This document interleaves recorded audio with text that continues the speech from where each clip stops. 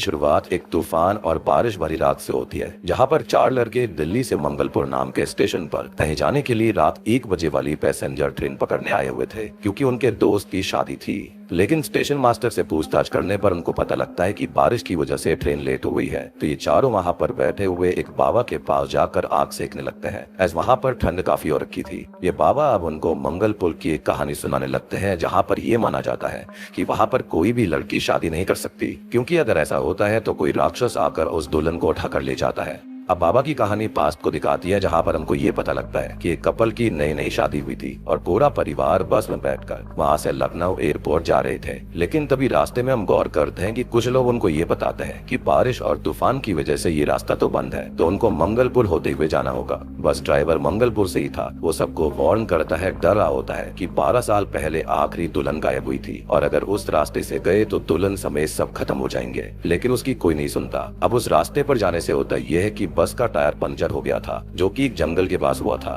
बस तभी कोई शैतानी शक्ति आकर मोस्टली सबको खत्म कर देती है और दुल्हन को उठाकर अपने साथ ले जाती है।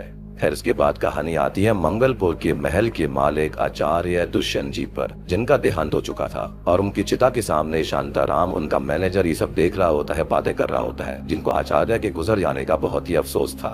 अब सीन यहाँ से बदलकर लंदन की तरफ आता है, जहाँ पर वासुदेव नाम के व्यक्ति के 2 बच्चे हैं, जिनके नाम है मीरा और अर्जुन। अब मीरा की शादी राहुल नाम के व्यक्ति से होनी है, लेकिन राहुल के परिवार के महाराज पंडित जी को लड़की की कुंडली में कोई दोष नजर आया था, जिसके चलते वो वीडियो कॉल के जरिए ही मीरा की शादी पहले पैर के साथ करवाकर उसको कटवा देते हैं, ताकि उसका दोष टल जाए। अब यहाँ पर अर्जुन को अपनी बहन के लिए कुछ मंत्र उच्चारण करने पड़ते हैं, जो कि वो ठीक से नहीं कर पाता। एनीवेज मीरा की शादी का मुहूर्त जो होता है वो 13 नवंबर का निकला था और अर्जुन के पिता वासुदेव को लोकेशन की फिक्र नहीं थी, उनको बस कन्यादान करना था, सो ही वाज ओके।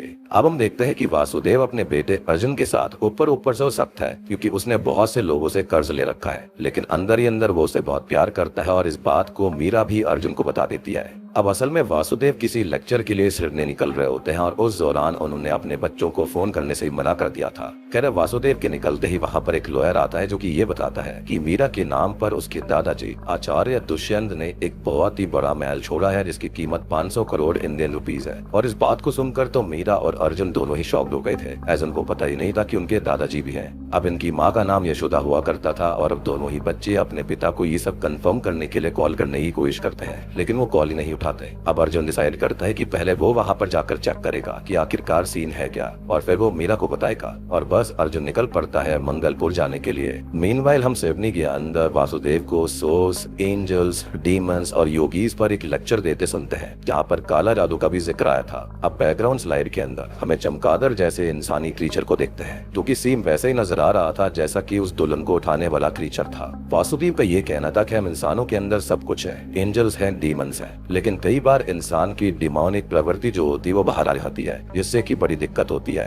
अब अर्जुन फ्लाइट पकड़कर इंडिया पहुंचता है, जिसके बाद उसने मंगलपुर जाने के लिए ट्रेन ले ली थी। वो ट्रेन के अंदर बैठा ही हुआ था कि तभी उसकी मुलाकात होती है प्रिया नाम की लड़की से, जो कि ट्रेन से नीचे गिरने वाली थी, लेकिन तभी अर्जुन उसको बचा लेता है। अब अर्जुन मर्सी नाम की लॉज पर रुकता है, जहाँ पर खटमल ने काट काट कर उसको रात भर सोने नहीं दिया था और उसका मैनेजर भी वहाँ पर उसे लेने नहीं आया। अब वहाँ एंथनी नाम का रिसेप्शनिस्ट होता है, जो कि उसकी खूब खिल ले लेता है। अब अर्जुन एंथनी से वहाँ के एंटीक लाइट के बारे में पूछताछ करता है, तो वो शंभू नाम के आदमी का नाम लेता है कि ये सब कुछ वही लाता है पूरे गांव के अंदर। खैर अब चाय पीते टाइम वहाँ दुकान पे महल का मैनेजर शांताराम आता है, जो कि कल रात अर्जुन को लेने स्टेशन नहीं आ पाया था। एंड ऑब्वियस रीजन ये था कि मंगलपुर श्रापित था। वो अर्जुन से इस चीज के लिए माफी मांगता है और शिव जी के मंदिर के दर्शन के बाद में वो अर्जुन को महल लेकर आता है। अब महल के हालात बाहर से काफी खराब थे, लेकिन अंदर से महल काफी अच्छा था, बस थोड़ी बहुत रेनोवेशन की जरूरत थी। हम ये भी देखते हैं कि वहाँ पर अर्जुन की माँ यशोदा की तस्वीर भी लगी हुई थी। शांताराम ये बताता है कि महल के अंदर भूत का वास है और इसलिए उसके दादाजी बस यहाँ पर मंदिर वाले रूम में ही पूजा करने आया करते थे और फिर चाबी लेकर दूसरी जगह पर चले जाया करते, लेकिन इसको खोला नहीं जा सकता और चाबी कहाँ पर है किसी को भी आइडिया नहीं है। असल में महल के पीछे जो जंगल है उसको पिशाच वन कहा जाता है, वहाँ पर रात में जाना वर्जित है और शुरुआत में जहाँ पर वो दुल्हन गायब हुई थी वही वो पिशाच वन था। अब अर्जुन फैसला करता है कि वो रात में इसी महल में रुकेगा और सोएगा। ऑब्वियस सी बात है, इतना बड़ा महल होते हुए वो लॉज में क्यों रुकता, लेकिन ये सुनते ही शांताराम डर गया था कि ये कैसे हो सकता है। और यहाँ तो सूरज डूबने के बाद में परिंदा भी पर नहीं मारता लगा। एक बार 3 गाड़ी रुके थे, एक ने तो खुद को खत्म कर लिया था और 2 पागल हुए थे। एक इंटरेस्टिंग चीज ये है कि अर्जुन के पिता वासुदेव को कुछ तो पता था, क्योंकि अगर शायद वो बात कर लेता तो वो अर्जुन को यहाँ पर आने ही नहीं देता। खैर अब रात में अर्जुन छत पर जाकर मीरा को फोन लगाकर सब कुछ बताता है कि महल असली है और बहुत सुंदर है, रेनोवेशन करके 13 नवंबर को शादी यहीं पर करी जाएगी। लेकिन तभी अचानक से सिग्नल कट हो जाते हैं और ये बात शांताराम को अभी तक पता नहीं थी कि यहाँ पर शादी होने वाली है। अब हम गौर करते हैं कि महल में कोई तो है जो कि इंसान जैसा तो नहीं दिख रहा था, यानी कि महल में कुछ तो गड़बड़ थी। खैर अब अगली सुबह महल के बाहर ढेर सारे लोग इकट्ठे हो रखे थे और गेट खटखटा रहे थे। अब अर्जुन को जिंदा देखकर सभी हैरान थे, जिस पर अर्जुन गुस्से में आकर शांताराम को वहाँ पर ढेर सारे वर्कर्स लाने के लिए कहता है, जिससे कि महल को रहने लायक बनाया जा सके। और हाँ, ये जो महल है इसके सेट को देखकर आपको बिल्कुल भूल भुलैया की याद आई होगी। एनीवेज अब जब अर्जुन शांताराम से बात कर रहा था तभी वहाँ पर जगदीश नाम का वेडिंग प्लानर आ जाता है, जिसको अर्जुन ने बुलाया था। शादी की बात जैसे ही शांताराम को पता लगती है तो आसपास के वर्कर जो होते हैं वो डर के मारे काम छोड़ देते हैं और भाग जाते हैं। और तब जाकर शांताराम बताता है कि ये कहानी है वधूसुर की, और यहाँ पर जो कोई भी लड़की शादी करती है उसे वधूसुर उठाकर ले जाता है। कुछ एक्सप्लेन्स की स्टार्टिंग में हुआ क्या था। तो बहुत समय पहले की बात है, एक असुर कन्या और देव पुत्र को आपस में प्यार हो गया, लेकिन ऑब्वियसली शादी नहीं हो पाई थी और असुर कन्या गर्भवती हो गई थी। अब उसने फैसला किया कि वो बच्चे को जन्म देगी और यही बच्चा बना वधूसुर। और वधूसुर पैदा हुआ था कल युग की शुरुआत में। खैर अब होता यह है कि असुर कन्या ने वधूसुर को अंधकारता नाम के शैतान को दे दिया था और उसने ही उसका पालन पोषण किया। अब जब वधूसुर बड़ा हुआ तो उसने शक्ति पाने के लिए शिव जी की तपस्या करी। वो अमर सा हो गया। वरदान ये था कि वो सिर्फ खुद के हाथों या फिर अपने अंश के हाथों ही मारा जा सकता है, अदरवाइज उसको और कोई खत्म नहीं कर सकता। और सबसे बड़ी बात कि वधूसुर सिर्फ और सिर्फ अंधेरे में ही आता है और शक्ति पाता है। खैर उसने देवों के खिलाफ जंग छेड़ दी थी और देव परेशान होकर भगवान विष्णु जी के पास गए।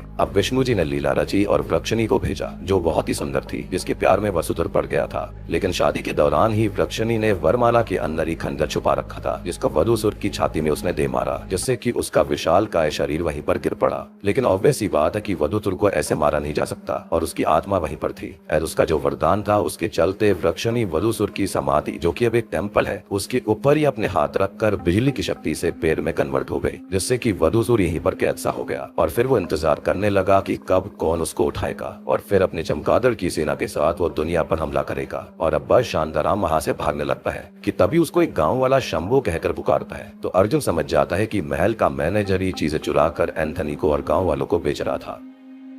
तो इसी बदनामी से बचने के लिए शांताराम शादी करवाने के लिए और महल को साफ करवाने के लिए मान जाता है। खैर तभी हम प्रिया को देखते हैं, जो कि एसएचओ अमित कुमार के पास आई थी। असल में शुरुआत में जो दुल्हन गायब हुई थी ना, वो असल में प्रिया की बहन थी। ना ही उसके चाचा का और ना ही उसके परिवार के लोगों का पता लग रहा था। फोटो देखकर पुलिस को ऐसा लग रहा होता है कि ये जंगली जानवर का काम है, लेकिन हम जानते हैं कि ये सब वधूसुर का और उसकी सेना का काम था। खैर अब उसी रात महल के अंदर जगदीश जो होता है वो सो रहा होता है, लेकिन उसको कोई नजर आता है और अर्जुन भी इस शोर से जाग उठा था। तो हम देखते हैं कि ये असल में वधूसुर नहीं था, बल्कि जगदीश का भांजा सुंदर एके बल्ली था, जो कि असल में इलेक्ट्रिशियन है। महल के अंदर इलेक्ट्रिसिटी इश्यूज थे, जिसके चलते उसको बुलाया गया था। साथ में और भी लोग थे। अब यहाँ पर वो बहुत देर से गेट को खटखटा रहा था, लेकिन उसने किसी तरह से खिड़की से आने का सोचा और एक खिड़की खुली हुई थी। अब फाइनली बल्ले के साथ और भी टीममेट्स आए हुए थे, जिसके अंदर राविनी नाम की एक कुक भी होती है, जिसको स्टेशन पर आते ही सबने वधूसुर की कहानी पहले से ही बता दी थी, जिससे कि अर्जुन को बहुत गुस्सा आ जाता है। तो शांताराम को ही इन सब का जिम्मेदार मान रहा था कि उसके चलते सब लोग डर जाएंगे और शादी में दिक्कत हो सकती थी। खैर अब महल का बढ़िया रेनोवेशन हो रहा था कि तभी इलेक्ट्रिसिटी इश्यूज की वजह से बाथरूम का गीजर पानी ज्यादा गर्म कर देता है, जिससे कि जगदीश का पिछवाड़ा जल जाता है। और अर्जुन जब गीजर बंद करने आता है तो खुली हुई वायर से और पानी फ्लोर पर होने की वजह से उसको झटका लगता है, जिससे कि उसकी दिल की धड़कन रुक गई थी, यानी कि टेक्निकली वो खत्म हो गया था। और बस प्रिया महल किसी वजह से आई थी, तो वो उसको सीपीआर देकर जिंदा कर देती है, यानी कि वो मौके पर वहाँ पहुंच गई थी, यानी कि अब इन दोनों का हिसाब बराबर हो चुका था। प्रिया बताती है कि वो एक राइटर है जो कि एंशिएंट टेम्पल्स पर किताब लिख रही है, जिसमें वधूसुर का भी टेम्पल होगा, लेकिन किसी ने वो कभी देखा नहीं है, लेकिन लेजेंड्स के हिसाब से वो है। खैर प्रिया को आज ही शाम 7 बजे बस से सीतापुर जाना था, तो अर्जुन उसको खुद बस स्टॉप पर ड्रॉप करने जाता है और 13 तारीख को इसी महल में अपनी बहन मीरा की शादी के लिए इनवाइट भी करता है, जिस पर वो हाँ बोल देती है। अब रात में बल्ली महल के एक रूम में सो रहा होता है कि तभी 2 बार कोई उसके पैर खींचकर उसे उठा देता है, जिससे कि बल्ली इतना डर गया था कि वो डरावना गाना सुनने लगता है, जो कि भूल भुलैया फिल्म की याद दिला रहा था। अब इससे डरकर जगदीश और अर्जुन आकर उसको पीट देते हैं कि रात को ये कैसा गाना सुन रहा है वो। लेकिन बल्ली का ये कहना था कि इस महल में दिक्कत है और वो सो नहीं पा रहा।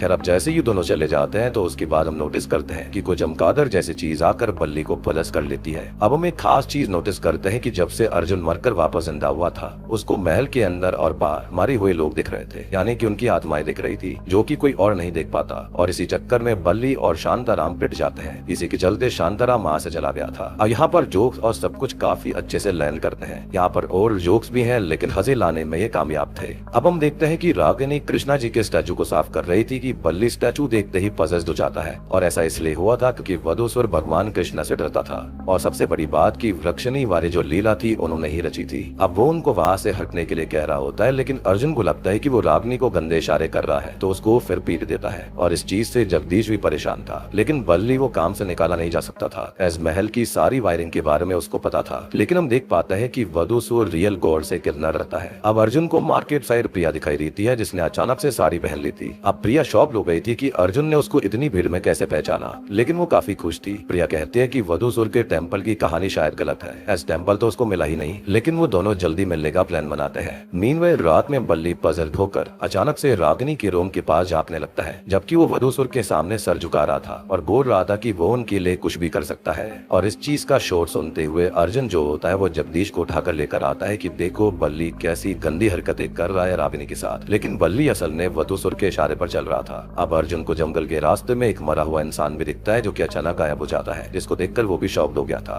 बल्ली यहाँ पर जंगल में कहीं जा रहा होता है। खैर अब बल्ली पोजेशन में ही आकर इन दोनों को ही वृक्षणी पेड़ और वधूसुर के टेम्पल का कलश यानी कि टॉप वाला हिस्सा दिखाता है, जिसको देखकर अर्जुन और जगदीश शॉक्ड रह गए थे। ऐसी सारी कहानी बिल्कुल सच्ची थी क्योंकि झूठी होती तो ये सब एग्जिस्ट नहीं करता। क्योंकि वृक्षणी जैसे पेड़ में परिवर्तित हो गई थी, उसकी छवि साफ दिखाई देती है कि वो पक्का कोई लेडी थी। लेकिन ये जंगल में काफी अंदर है तो किसी ने इसको देखा नहीं था या फिर शायद से कोई डर के मारे वहाँ पर जाना नहीं चाहता था। बल्ली कहता है कि वधूसुर आएंगे और सब पर राज करेंगे। लेकिन तभी एक थप्पड़ से बल्ली होश में आ जाता है और फिर चमगादड़ उन पर हमला कर देते हैं, जिससे कि बल्ली और अर्जुन तो महल तक आ गए थे लेकिन जगदीश पीछे रह जाता है। और ये सब देखकर तो अर्जुन भी हैरान था। खैर अब अगली सुबह पुलिस जो होती है वो जगदीश को महल तक लेकर आती है जो कि गटर में पड़ा हुआ था। वो आते ही बल्ली को मारने भागता है कि वो उसको पीछे छोड़कर कैसे आ गया। और अर्जुन शांताराम को पीटने भागता है क्योंकि यहाँ पर वो सबको डरा रहा था, वो भी वधूसुर की कहानी से। खैर यहाँ पर फुल ऑन कॉमेडी होती है और उनको यही पता लगता है कि जगदीश असल में विग पहनता है और उसके बाल असली नहीं थे। और बिना बालों के तो अर्जुन उसको पहचानने से भी इनकार कर देता है।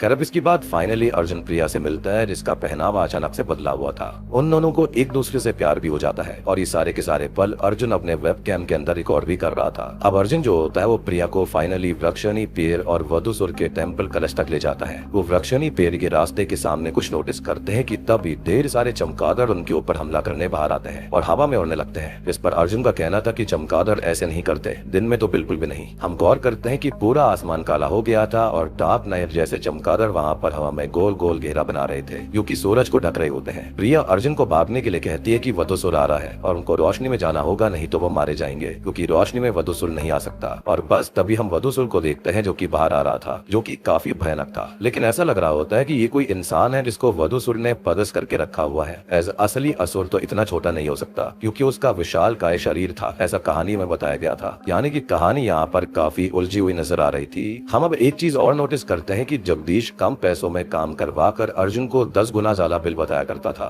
एज वो इतने बड़े महल का मालिक था तो बस इसलिए वो उसको चूना लगा रहा था। खैर तभी शॉकिंगली अर्जुन के पास उसके पिता वासुदेव का फोन आता है जो कि उसको डांटने लगते हैं कि वो महल क्यों गया, मंगलपुर शापित है। यानी कि उनको पहले सब पता था और अगर वो वक्त पे फोन उठा लेते तो क्या बात थी। आई मीन ये दोनों ही एक मंगलपुर नाम का टेक्स्ट भेज सकते थे और मंगलपुर के नाम से ही वो लेक्चर छोड़ देते, लेकिन फिर मूवी कैसे आगे बढ़ती। एनीवे शादी वहाँ पर है, इस बारे में पता लगते ही वो बहुत गुस्सा करते हैं कि शादी वहाँ पर नहीं होगी और मीरा वहाँ पर नहीं जाएगी। लेकिन मीरा ऑलरेडी राहुल और उसकी फैमिली के साथ मंगलपुर आ रही थी और बस फिर क्या था, वासुदेव भी खुद यहाँ पर आने के लिए निकल पड़ते हैं एज वो अपने बच्चों को नहीं खोना चाहते थे, स्पेशली मीरा को। एज वी ऑल नो की शादी के बाद यहाँ पर दुल्हनों के साथ क्या होता था। लेकिन तभी वासुदेव अर्जुन को ये कहते हैं कि वो तुरंत ही गंगा पार करके गंगापुर जाए जहाँ पर वो गुरु गोपाल दास आश्रम में मुख्य पुरोहित जी से मिले और अगर वो हाँ करते हैं शादी के लिए तभी ये शादी हो सकती है। तब जाकर अर्जुन मुख्य पुरोहित जी से मिलता है जो कि ये बताता है कि वधूसुर कोई कहानी नहीं है बल्कि सच्चाई है। वो ये बोलता है कि शायद से एक शैतानी समुदाय है जो कि ये चाहता है कि वधूसुर लौट आए, जिसके चलते 13 कुंवारी दुल्हनों की बलि देकर वधूसुर को जिंदा किया जा सकता है। मीन्स जिसकी शादी तो हो जाए लेकिन आगे और कुछ ना हो। लाइक शादी हो होते ही वधूसुर उसको उठा लिया करता था। अब समझ में आता है कि आखिर उन दुल्हनों का होता क्या होगा, मीनिंग वो जिंदा तो नहीं बचती होंगी। असल में प्यार में जो चोट वधूसुर को वृक्षिणी के रूप में मिली थी, वो उसी से शक्ति लेकर पुनर्जीवित होना चाहता था। वो चिरंजीवी तो है, लेकिन उसके शरीर को फिर से जिंदा होने के लिए 13 कुमारी दुल्हनों की बलि लगेगी। लेकिन अर्जुन के परिवार यानी कि राजा पृथ्वीराज को जिम्मेदारी मिली थी कि वो इस असुर को आने से रोकेंगे मंत्रों की मदद से, और ये सब उसका परिवार काफी पहले से करते आ रहा था। और दुष्यंत भी यही किया करते थे, यानी कि अर्जुन के दादाजी। अब पुरोहित जी ये बताते हैं कि दुष्यंत जी के हिसाब से तो शादी हो सकती थी, वधूसुर वापस नहीं लौट सकता, क्योंकि पुनर्जीवित होने वाली चीजें जो है वो सिर्फ कहानियां हैं। लेकिन फिर वो ये सोचते हैं कि अगर कहानी झूठी होती तो दुल्हने गायब क्यों हो रही थी। तो इसी के चलते वो अपने असिस्टेंट पंडित राम मोहन को वहाँ भेजते हैं कि महल के अंदर अगर कोई भी नेगेटिव एनर्जी होगी तो वो उसको देख लेंगे और उसी के हिसाब से वो सब कुछ बताएंगे। अब जैसे ही पंडित महल के अंदर पवित्र मिट्टी लेकर आते हैं और एनर्जी को ढूंढते हैं, तो उनको पूजा रूम में से की होल से झांकने पर कोई शैतानी शक्ति दूर फेंक देती है, यानी कि वहाँ पर कुछ तो था जिसकी वजह से इसको खोला ही नहीं गया। वो तुरंत ही वहाँ से ट्रेन लेकर शाम होने से पहले जाना चाहते थे ताकि पुरोहित जी को यहाँ पर लाया जा सके।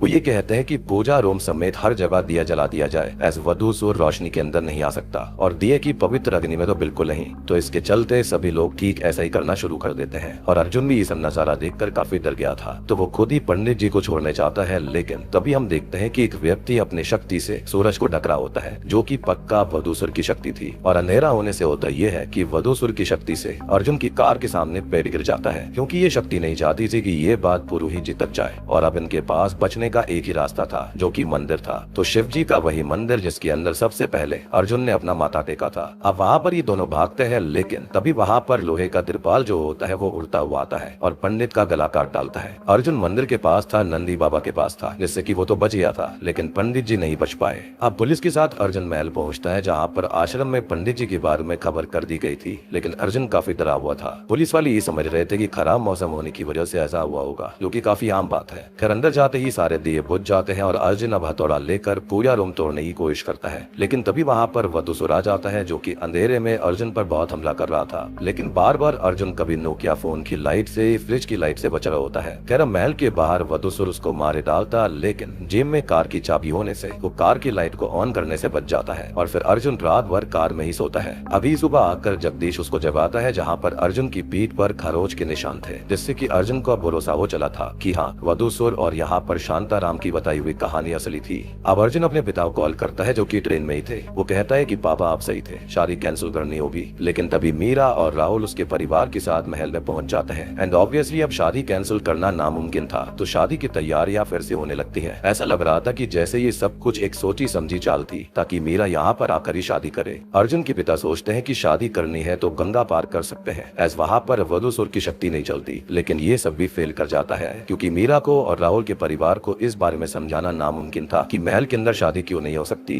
अब अर्जुन के पिताजी गंगापुर में ही पुरोहित जी से मिलने जाने वाले थे, जहाँ पर अर्जुन भी जाता है। पुरोहित जी कहते हैं कि शादी से दिक्कत तो नहीं होनी चाहिए, दुष्यंत जी के रहते तो कभी कुछ नहीं हुआ था, तो अचानक से ये सब कैसे हो गया। उनका शक ये था कि किसी ने तो वधूसुर को जगा दिया है, लेकिन कोई भी मीरा के लिए रिस्क लेना नहीं चाहता था। वो डिसाइड करते हैं कि मीरा की शादी दिन में करवा कर उसको शाम होने से पहले यहाँ गंगा पार लाना होगा, जिससे कि वधूसुर कुछ नहीं कर पाएगा। और पुरोहित जी हवन और सब कुछ करेंगे, जिससे कि वो लोग सुरक्षित रहेंगे, मंत्रों का उच्चारण करते रहेंगे। लेकिन वो पूजा कक्ष खोलना होगा, जिसका जुगाड़ वासुदेव और अर्जुन को करना होगा। अब अर्जुन और वासुदेव के जाते ही पुरोहित जी को कौड़ियों से ये पता चलता है कि 12 वधू ऑलरेडी बलि चढ़ चुकी है और 13वीं मीरा होगी, जिसके चलते वो बहुत ही परेशान हो गए थे। तभी अर्जुन चाबी मांगने उसी जगह पर उस व्यक्ति के पास जाता है, जहाँ पर हमेशा दुष्यंत जी पूजा करने के बाद चाबी लेकर जाया करते थे, रहा करते थे। लेकिन वो आदमी जो होता है वो असल में दुष्यंत जी का केयर टेकर था, और वो चाबी देने से इनकार कर देता है, जिसके चलते उन में फाइट होती है और अर्जुन उस आदमी का पैर तोड़ देता है।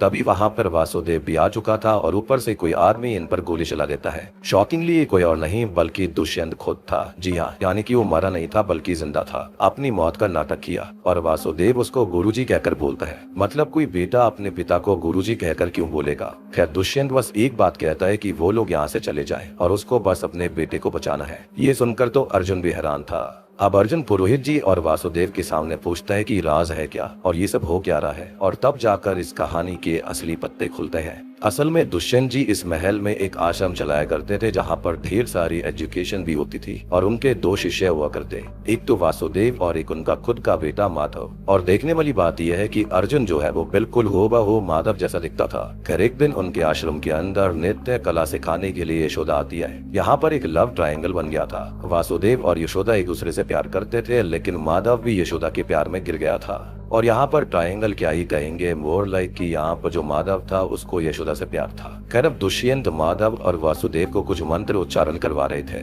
लेकिन माधव का ध्यान यशोदा को देखकर भटक जाता है, जिससे कि वो मंत्र गलत बोलता है। और सेम गलती अर्जुन ने भी शुरुआत में करी थी। इसके चलते दुष्यंत उसको भी डांट देते हैं और पूजा कक्ष में ले जाकर एक आधुनिक यंत्र दिखाते हैं। दुष्यंत का ये कहना था कि पहले उनके पूर्वज यहाँ पर सूर्यास्त होने से सूर्य उदय तक मंत्र उच्चारण करते रहते थे। ऐसे यहाँ की ध्वनि वधूसुर के टेम्पल में जाती है, जिससे कि उसकी शक्ति कम रहती है, वो शांत रहता है। लेकिन कुछ लोगों ने इन्हीं मंत्रों का उल्टा उच्चारण कर कर वधूसुर को जगाने की कोशिश करी थी और इसलिए उसने माधव को गलत उच्चारण करने से डांट दिया था। खैर अब क्योंकि पंडितों का रात से लेकर दिन तक मंत्र उच्चारण करना नेक्स्ट टू इम्पॉसिबल था, एज इतने साल तक ऐसा कौन नहीं कर सकता है, तो उन्होंने इस यंत्र का आविष्कार किया जिससे कि रोज शाम होने से सूर्य उदय तक ये मंत्र चलते रहते हैं, जिससे कि वधूसुर नहीं आता और यही उनके खानदान का काम है। इस पर माधव कहता है कि क्या इस चीज को अनंत काल तक करना होगा। इस पर दुष्यंत जी कहते हैं कि नहीं, अगर 36,000 पूर्णिमाओं तक ये श्लोक मंत्र चलते रहेंगे तो वधूसुर हमेशा के लिए खत्म हो जाएगा और फिर वो कभी लौट कर नहीं आएगा,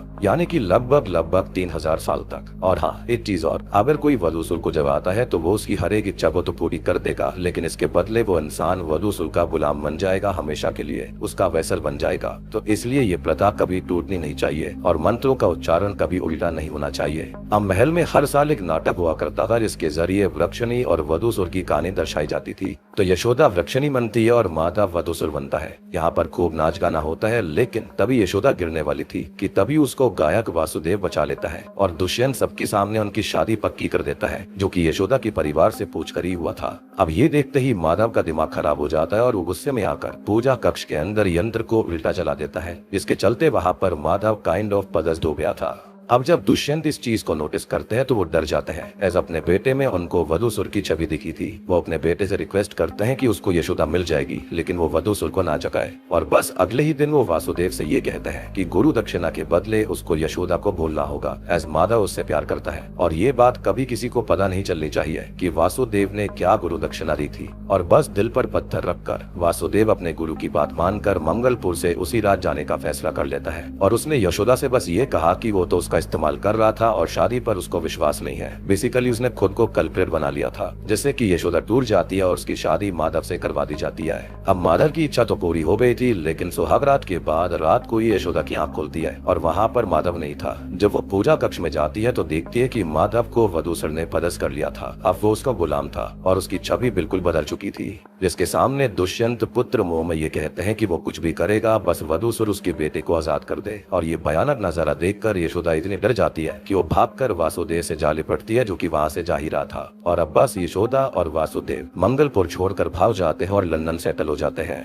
जहाँ पर उसको ये पता लगता है कि यशोदा असल में गर्भवती है और उसी से अर्जुन का जन्म हुआ था। यानी कि अर्जुन जो है वो माधव और यशोदा का बेटा है, ना कि वासुदेव का। और वासुदेव जो है वो दुष्यंत का बेटा है ही नहीं, बल्कि माधव उनका बेटा है। यानी कि ये कहा जा सकता है कि जो ओरिजिनल वारिस है इस महल का वो कोई और नहीं बल्कि अर्जुन खुद है। मीरा यहाँ पर बिल्कुल भी इनकी वारिस नहीं थी। अब दुष्यंत जो था वो जानता था कि उसका बेटा वधूसुर के कब्जे में है और आजाद करने के लिए उसने ये सारी चाल चली थी। प्रेजेंट टाइम में अर्जुन ये कहता है कि सिर्फ जन्म देने से कोई पिता नहीं बनता, वो वासुदेव को अपना पिता एक्सेप्ट कर लेता है। एनीवेज अब पुरोहित जी ये कहते हैं कि तो उसका मतलब ये सब कुछ किया धरा दुष्यंत का ही है और उसी ने जानबूझकर मरने का नाटक किया और फिर मीरा के नाम प्रॉपर्टी करके उन लोगों को यहाँ पर बुलाया, यानी कि फाइनल बलि देने के लिए। 13वीं दुल्हन मीरा थी, जिससे कि वधूसुर आजाद हो जाएगा और फिर वो इच्छा पूरी करेगा, जो कि होगी माधव की आजादी। खैर इतने समय से पजेस्ड हुआ माधव ही महल के अंदर घूम रहा था और पूजा कक्ष के अंदर इसलिए कोई नहीं जा पाया था, एज वहाँ पर नेगेटिव उच्चारण और ईविल बसा हुआ था। इनफैक्ट वृक्षणी के पेड़ के अंदर से जो बाहर निकला था वो भी माधव था, जो कि पजेस्ड हो रखा था। और इसलिए मैंने कहा था कि ये कोई दिखने में इंसान लग रहा था जो कि किसी के कब्जे में है। नाउ वी नो कि यहाँ पर क्या हुआ है। खैर अब मीरा की शादी का समय जो था वो पुरोहित जी ने दिन में निकाला था, लेकिन राहुल के यहाँ के जो महाराज जी होते हैं उन्होंने शादी का समय समय रात 8:20 का निकाल रखा था। अब शादी टूटने की वजह से इन लोगों को शादी रात में ही करनी पड़ती है, एज मीरा बिल्कुल नहीं मान रही थी।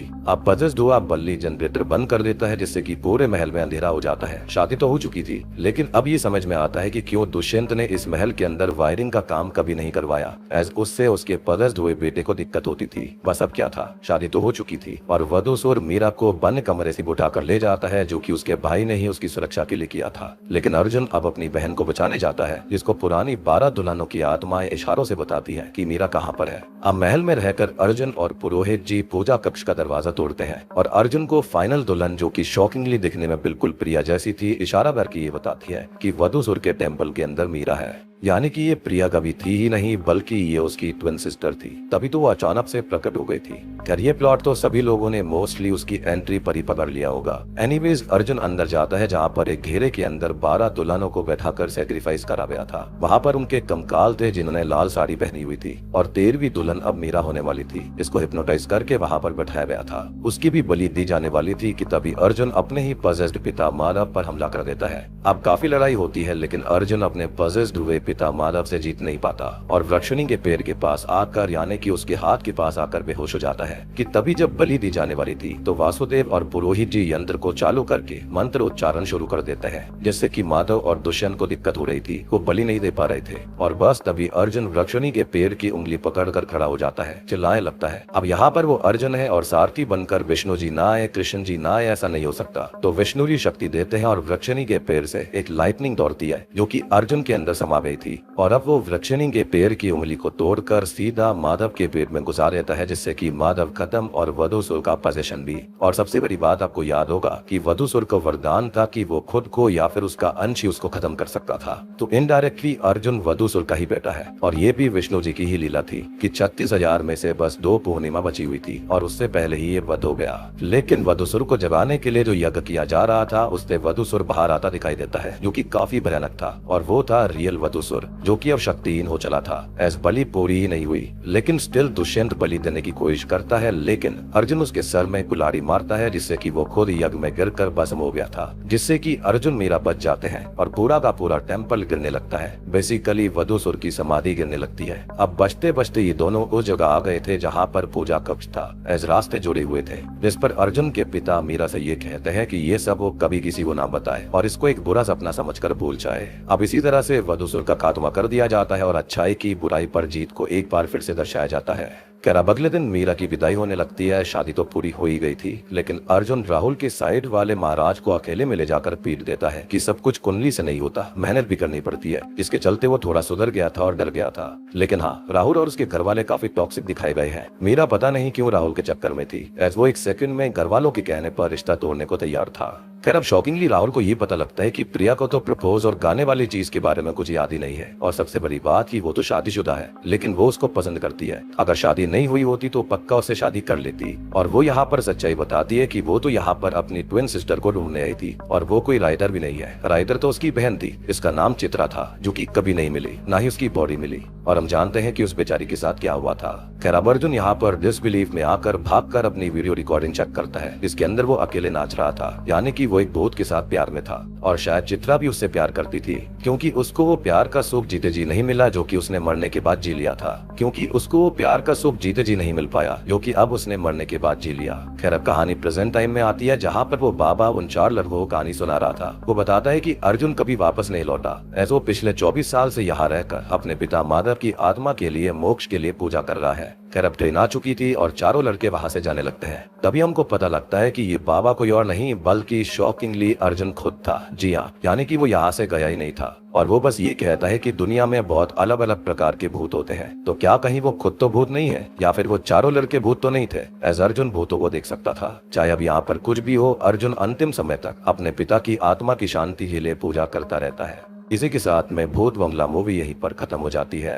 तो दोस्तों ये थी भूत बंगला फिल्म की कहानी। उम्मीद करता हूँ कि आपको पसंद आई होगी। तो देखो मैंने आपको यहाँ पर सारी की सारी कहानी पहले ही समझा दी है। इनफैक्ट आपको याद हुआ कि 1979 में शायद से जानी दुश्मन नाम की फिल्म आई थी, उसके अंदर भी सेम कॉन्सेप्ट था कि ठाकुर साहब के अंदर किसी की इविल स्पिरिट होती है, किसी शैतान की या फिर कोई आदमी था, तो वो हमेशा ऐसे ही दुल्हनों को उठाकर ले जाया करता था। सेम यहाँ पर उसी तरह कोई कॉन्सेप्ट दिखाने की कोशिश करी गई है, बस यहाँ पर वधूसुर का कॉन्सेप्ट डाल दिया है। एक चीज आप और नोटिस करो, माँ मूवी जो आई थी उसके अंदर भी कुछ इसी टाइप का कॉन्सेप्ट था। तो कॉन्सेप्ट के हिसाब से मुझे यहाँ पर कुछ भी नया नजर नहीं आया। काफी सारी चीजें ऐसी थी जो कि मैंने पहले ही प्रेडिक्ट कर ली थी एंड आई एम श्योर कि बहुत से लोगों ने ऐसा कर लिया होगा। मूवी के अंदर ढेर सारे प्रियदर्शन और अक्षय कुमार की मूवीज के पास डायलॉग्स हैं जिनको आप देखकर इंस्टेंटली समझ जाते हो कि हाँ भाई ये कौन सी मूवी से होगा। साथ ही साथ ये लोग जो है वो बोल बोलिया के टाइप से मूवी को बनाना चाहते थे, फील भी बिल्कुल वैसे ही आती है। लेकिन यह है कि हाँ मूवी को एक बार जरूर देखा जा सकता है। मूवी के अंदर जोक्स हैं, जो लाइन्स हैं, जो पंचेस हैं वो डेफिनेटली लैंड करती हैं और आपको हंसी भी आती है। और सबसे बड़ी बात यह है कि थिएटर के अंदर जो लोग थे वो हंस भी रहे थे, एंजॉय भी कर रहे थे। और ये मूवी थर्सडे के दिन रात में रिलीज करी गई थी कई जगह पर, तो उसके हिसाब से भी थिएटर के अंदर काफी सारी भीड़ थी, हाउसफुल था, वो भी काफी अच्छी बात थी। एंड डेफिनेटली मूवी के हाईलाइट मुझे लगे राजपाल यादव, जिन्होंने काफी बढ़िया एक्टिंग करी है और उनके सीन्स पर डेफिनेटली काफी हंसी भी आती है। और एक्टिंग यहाँ पर सबने अच्छी करी है, तो मेरे हिसाब से overall one time watchable film तो है ही।